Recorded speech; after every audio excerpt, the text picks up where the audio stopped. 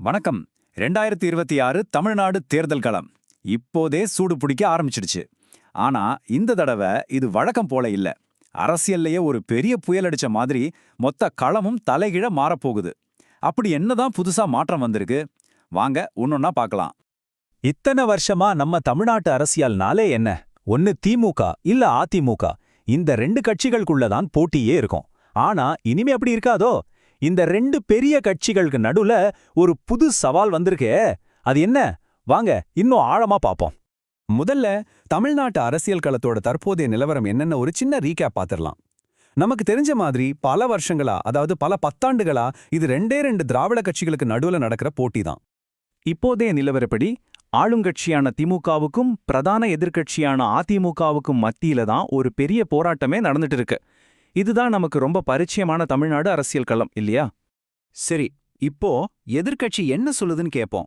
அதாவது எடப்பாடி பழனிசாமி தலைமையிலான அதிமுக இப்ப இருக்கிற திமுக அரசு மேல என்னென்ன குற்றச்சாட்டுகளை வைக்கிறாங்கன்னு பார்க்கலாம். இதோ பாருங்க, 4 வருஷமா நீங்க தானே ஆட்சியில இருக்கீங்க, ஏன் இன்னும் பிரச்சனைகளை தீர்த்து வைக்கல? நீங்க சொன்னது அத்தனையும் பொய்யே. இதுதான் எடப்பாடி பழனிசாமியோட நேரடி கேள்வி.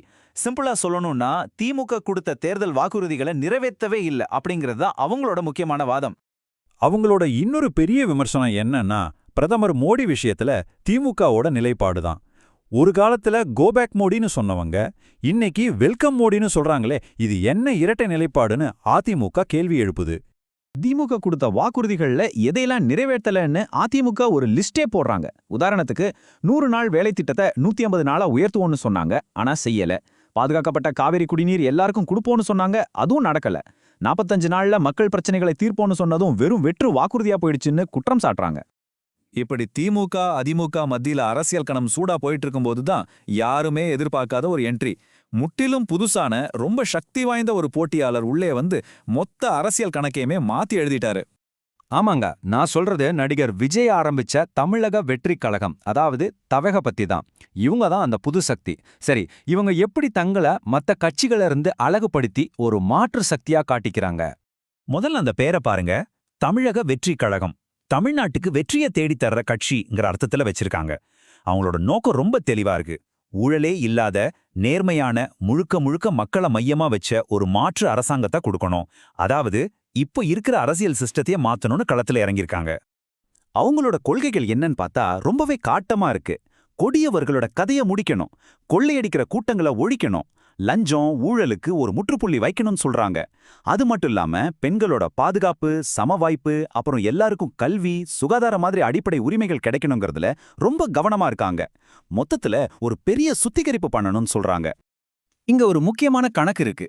தவகை நிகழ்ச்சி ஒன்றில் ஒரு ஆய்வாளர் சொன்னது என்னன்னா, தமிழ்நாட்டு வாக்காளர்கள்ல கிட்டத்தட்ட 30% பேர், அதாவது 1/3 மக்கள் இந்த 2 பெரிய கட்சிகளால சோர்வடைஞ்சு விரக்தியில, ஏன் வெறுப்பிலே இருக்காங்களாம்.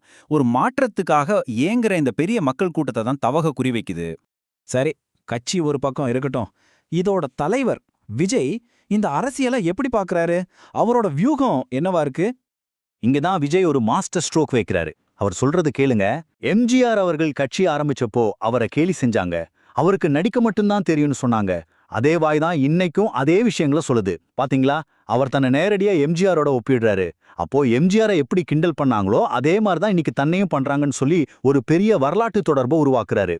இதனால விஜய பொறுத்த வரைக்கும் 2026 தேர்தலுங்கிறது வெறும் எலெக்ஷன் கிடையாது.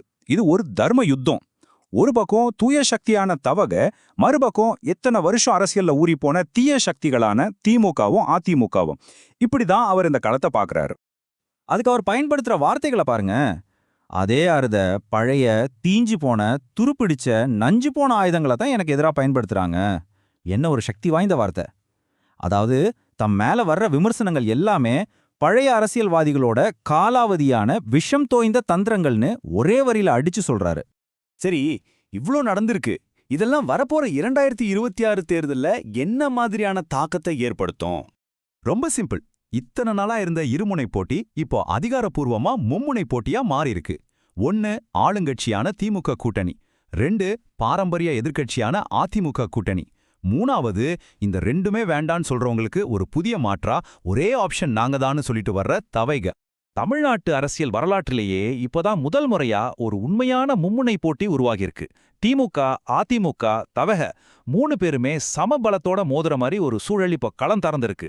யாரு வேணாலும் ஜெயிக்கலாங்கிற நிலைமை. ஒரே வார்த்தையில சொல்லணும்னா தவகோவோட என்ட்ரி தமிழ்நாடு பாலிடிக்ஸ்ங்கிற இந்த ஆட்டத்தோட ரூல்ஸையே மொத்தமா மாத்தி எழுதிடுச்சு. இப்போ அரசியல் ஆட்டத்தோட விதிமுறைகளே மாற்றி எழுதப்பட்டாச்சு. இந்த புது ஆட்டத்துல தமிழ்நாட்டோட எதிர்காலத்தை கைப்பற்ற போவது யாரு? மக்களின் தீர்ப்பு யாருக்கு சாதகமா இருக்க போகுது? இது ஒரு $1 மில்லியன் கேள்வி. பொறுத்திருந்து தான் பார்க்கணும்.